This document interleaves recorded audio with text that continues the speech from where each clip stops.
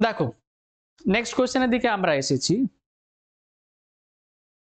Same রকমই question, 5 টাকায় 6টি হিসাবে লেবু, 6টি হিসাবে কিছু লেবু কিনে 3 টাকায় 4টি হিসাবে বিক্রয় করলেন, তাহলে শতকরা লাভ বা ক্ষতি কত?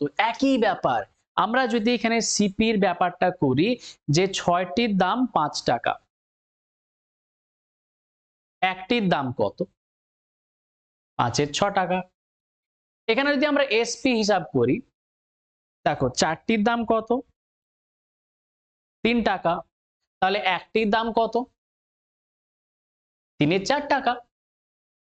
আমি বলেছি কি সিম্পলি এসপি থেকে সিপি বাদ দাও, তাহলে এখানে বাদ দাও 3-এর 4 মাইনাস 5-এর 6। যদি তুমি ক্যালকুলেশন করে দে 12 লসাগু, 4 আর 6 এর লসাগু কত? 12। আচ্ছা এবার লসাগুগুলো আমরা কি করে পেলাম? যদি লসাগুর হিসাবটা আমাদের দেখাতে হয় যে লসাগু আমরা কি করে পাচ্ছি, তাহলে কি আরে এটা আমি মুখে মুখেই তো বলে দিতে চাচ্ছি। তো তোমাদের তো মনে কোশ্চেন হচ্ছে যে স্যার মুখে মুখে এত সুন্দরভাবে কি করে বলে দিতে পারছে এত তাড়াতাড়ি? কিছু না, এই যে 6 আর 4 আছে এই দুটোর মধ্যে বড় কে দেখো, বড় হচ্ছে 6। 6 কি 4 দিয়ে ভাগ যায়? যায় না। যদি ভাগ না যায় তাহলে 6 এর ডবল করো, 6 এর ডবল কত? 12। দেখো 12 কি 4 দিয়ে ভাগ যায়? যায়। তাহলে আমি 4 লসাগু, এই সরি 12 লসাগু।